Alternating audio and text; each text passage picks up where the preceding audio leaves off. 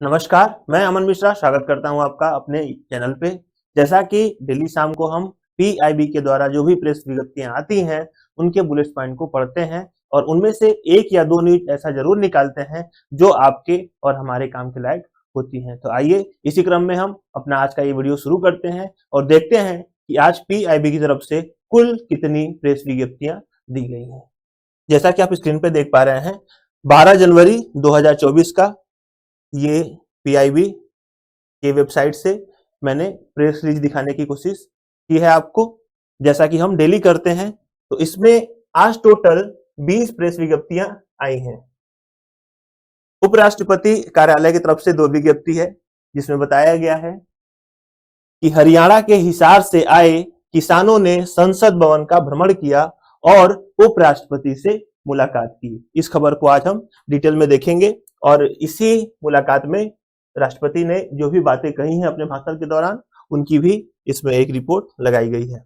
प्रधानमंत्री कार्यालय की तरफ से बताया गया है कि नासिक महाराष्ट्र में 27वें राष्ट्रीय युवा महोत्सव के उद्घाटन के मौके पर प्रधानमंत्री के संबोधन यानी कि वहां पे उन्होंने जो भाषण दिया है उसके कुछ मूल बिंदु या फिर पूरा विस्तृत भाषण जो है यहाँ पे दिया गया है। प्रधानमंत्री ने महाराष्ट्र के नासिक स्थित श्री काला राम मंदिर में दर्शन और पूजा की। प्रधानमंत्री ने महाराष्ट्र के नासिक में आयोजित 27वें राष्ट्रीय युवा महोत्सव का भी आज उद्घाटन किया।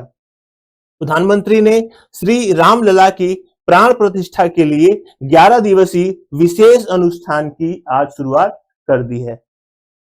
अयोध्या धाम श्री रामलला प्राण प्रतिष्ठा के संबंध में प्रधानमंत्री ने आज जो भी संदेश दिए उसको भी यहाँ पे आज बताया गया है। प्रधानमंत्री ने स्वामी विवेकानंद को उनकी जयंती पर श्रद्धांजलि दी। जैसा कि आज 12 जनवरी है और आज स्वामी विवेकानंद जयंती मनाया जाता है, इसी के उपलक्ष्य में आज जो है प्रधानमंत्री जी ने उन्हें श्रद्धांजलि दी है। रसायन एवं उर्वरक मंत्रालय के द्वारा बताया गया है कि डॉक्टर मनसुख मांडविया ने असम के गुवाहाटी में राष्ट्रीय फार्मास्यूटिकल शिक्षा और अनुसंधान संस्थान का उद्घाटन किया। वाणिज्य एवं उद्योग मंत्रालय की तरफ से बताया गया है कि DPIIT 10 से 18 जनवरी 2024 तक स्टार्टअप इंडिया इनोवेशन वीक का आयोजन कर रहा है। सूचना संचार एवं सूचना प्रौद्योगिकी की तरफ से बताया गया कि चीफ ऑफ डिफेंस स्टाफ, जिसे हम CDS कहते हैं, जनरल अनिल चौहान ने C.डॉट का दौरा किया। इस खबर को भी आज हम एक बार देखेंगे।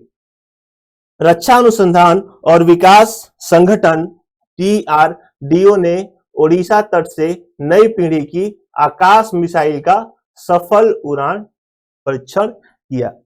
इसी में रक्षा मंत्रालय के द्वारा भारतीय वायुसेना NA-32 विमान, जो कि 2016 में कुल 29 या 30 यात्रियों के साथ लापता हो गई थी, उसके बारे में भी यहाँ पे एक रिपोर्ट लगाई गई है। इसको भी हम आज की इस वीडियो में देखने की कोशिश करेंगे।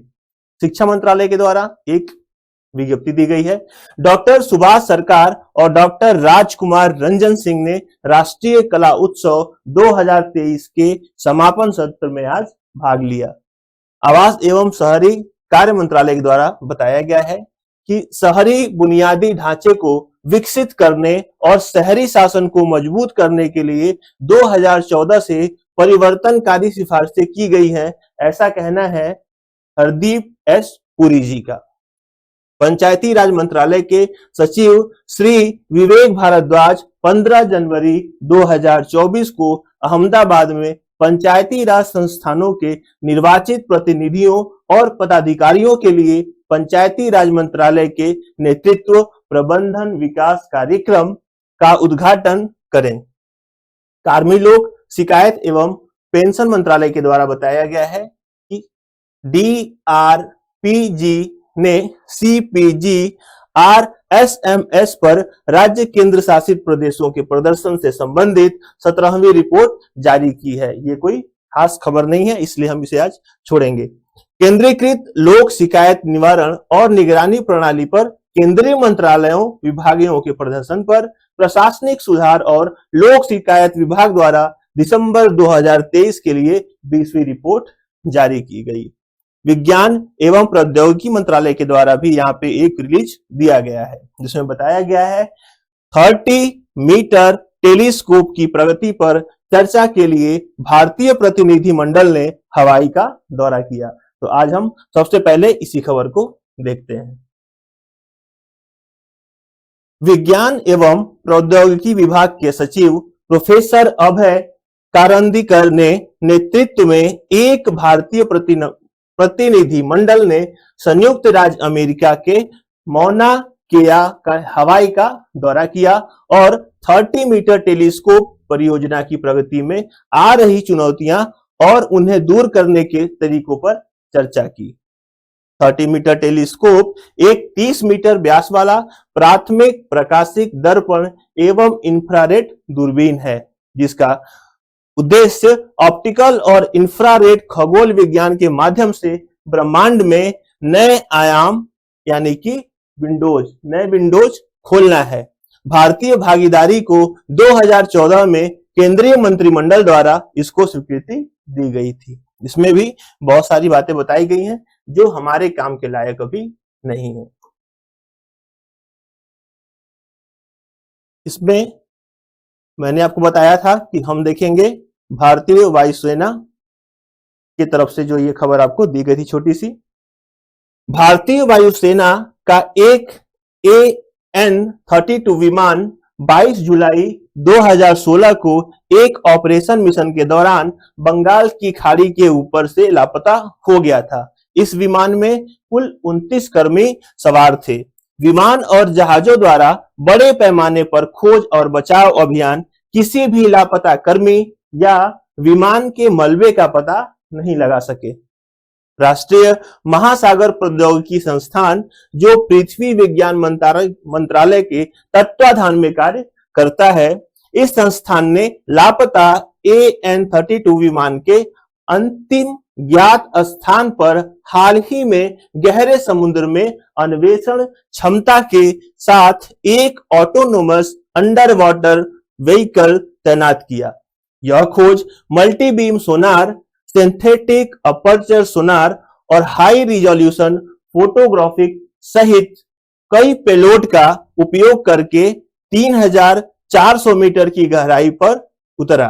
खोज के दौरान प्राप्त तस्वीरों के विश्लेषण से चेन्नई तट के लगभग 140 समुद्री मील यानी कि लगभग 310 किलोमीटर दूर समुद्र तल पर एक दुर्घटनाग्रस्त विमान के मलबे की उपस्थिति का संकेत मिला। खोज के दौरान प्राप्त तस्वीरों की जांच की गई और उन्हें AN-32 विमान के अनुरूप पाया गया। संभावित दुर्घटना स्थल पर यह खोज उसी क्षेत्र में इतिहास में किसी अन्य विमान के लापता होने के बारे में कोई जानकारी नहीं होने के कारण मलबे को संभवतः दुर्घटनाग्रस्त भारतीय वायुसेना का NA-32 विमान से संबंधित होने की ओर इशारा किया जा रहा है। फिर एक कब देखा अपने रक्षा अनुसंधान की तरफ से जो आज आकाश मिसाइल का सफल परीक्षण किया गया, उसमें देखते हैं क्या हमें कुछ बताया गया है आज के नोटिस में। रक्षा अनुसंधान और विकास संगठन यानी कि DRDO ने आज प्रातः 10:30 बजे ओडिशा के तट पर चांदीपुर से एकीकृत परीक्षण रेंज ने एक नई पीढ़ी की आकाश मिसाइल का सफल उड़ान परीक्षण किया। इस उड़ान परीक्षण में बहुत कम ऊंचाई पर उच्च गति वाले मानव रहित हवाई लक्ष्य के सापेक्ष आयोजित किया गया। इस उड़ान परीक्षण के दौरान हथियार प्रणाली द्वारा लक्ष्य को सफलतापूर्वक अवरुद्ध करके नष्ट कर दिया गया। इससे स्वदेशी रूप से विकसित radio frequency Sikar, launcher, multi function radar और कमांड, नियंत्रण और संचार प्रणाली से युक्त इस मिसाइल की संपूर्ण हथियार प्रणाली के कामकाज को मान्यता मिली है। इस प्रणाली के कार्य प्रदर्शन की ITR चांदीपुर द्वारा तैनात की गई कई रडारों, टेलीमेट्री और इलेक्ट्रो ऑप्टिकल्स ट्रैकिंग सिस्टम द्वारा कैप्चर करने के लिए डेटा के माध्यम से भी इसकी पुष्टि की गई। इस उड़ान परीक्षण को DRDO, भारतीय वायुसेना, भारत डायनेमिक्स लिमिटेड और भारत इलेक्ट्रिक लिमिटेड के वरिष्ठ अधिकारियों ने भी देखा। आकाश NG प्रणाली एक अत्याधुनिक मिसाइल प्रणाली है जो उच्च गति फुर्तीले हवाई खतरों में निपटने में सक्षम है। इस सफल उड़ान परीक्षण ने उपयोगकर्ता परीक्षणों का मार्ग भी प्रशस्त कर दिया है। रक्षा मंत्री श्री राजनाथ सिंह ने उड़ान परीक्षण के लिए रक्षा अनुसंधान और विकास संगठन, भारतीय वायुसेना, सार्वजनिक क्षेत्र उद्यमों और उद्योग की भी सराहना की। उन्होंने कहा कि प्रणाली के सफल विकास से देश की वायु रक्षा क्षमताओं को और बढ़ोतरी मिलेगी। इसके अलावा एक खबर मैंने आपको और बताया था जिसे देखना हमारे लिए आज आवश्यक है। ये खबर थी श्री उपराष्ट्रपति जी से संबंधित। भारत के उपराष्ट्रपति श्री जगदीप धनखड़ के निमंत्रण पर हरियाणा के हिसार से आए किसानों ने आज नए संसद भवन का भ्रमण किया और उपराष्ट्रपति जी से मुलाकात की। ज्ञात रहे उपराष्ट्रपति ने, यानी कि ये बात जो है उपराष्ट्रपति जी ने बीते समय पहले बोली थी। उपराष्ट्रपति जी ने पिछले महीने 26 दिसंबर को हिसार स्थित ICAR केंद्रीय भैंस अनुसंधान संस्थान का दौरा किया था। तब श्री धनखड़ ने वहां उपस्थित किसानों से मुलाकात की थी और उन्हें दिल्ली आकर नया संसद भवन देखने को आमंत्रित किया था। यानी कि इन किसानों को पहले ही श्री उपराष्ट्रपति जी के द्वारा निमंत्रण दिया जा चुका था। उपराष्ट्रपति ने अपने देसी अंदाज में किसानों को कहा था कि दिल्ली आओ थारो घर से। ये आज वहां की कुछ तस्वीरें हैं जो आप देख सकते हैं। उपराष्ट्रपति के निमंत्रण पर आज केंद्रीय भैंस अनुसंधान संस्था के वरिष्ठ अधिकारी और वैज्ञानिक किसानों के साथ दिल्ली पहुंचे, जहां उन्हें संसद भवन का गाइडेड टूर कराया गया। उपराष्ट्रपति से मुलाकात के बाद सभी किसानों ने संसद भवन में लंच किया।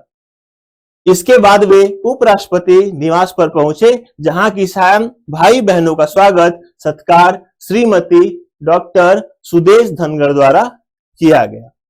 उपराष्ट्रपति निवास पर हरियाणा की उत्साही महिला किसानों ने स्वरचित लोकगीत भी गाया। उपराष्ट्रपति ने किसानों से कहा कि दुनिया में सबसे बड़ा व्यापार कृषि उत्पादन का है। गेहूं, बाजरा, चावल, दाल, सब्जी, दूध सब कुछ कृषि का ही है और किसान इनको पैदा करता है और पसीना बहाकर मेहनत करता है। उन्होंने कहा कि केवल खेती नहीं बल्कि कृषि उत्पादों के व्यापार में भी किसानों को दिलचस्पी लेनी चाहिए। श्री धनखड़ ने कहा कि किसान की मंडी के अंदर दुकान भी होनी चाहिए और किसान के बच्चों को व्यापार में भी आना चाहिए। उपराष्ट्रपति ने कहा कि हमें ऐसा लगता है कि छोरा पढ़ लिख कर व्यापार क्यों करे, उसे तो नौकरी करनी चाहिए, व्यापार में बहुत दम है, ऐसा कहा हमारे उपराष्ट्रपति जी ने। यह संकल्प लेना चाहिए कि अपने बच्चे पढ़ लिख के और भी काम करें पर कृषि के उत्पादन से व्यापार जरूर करें।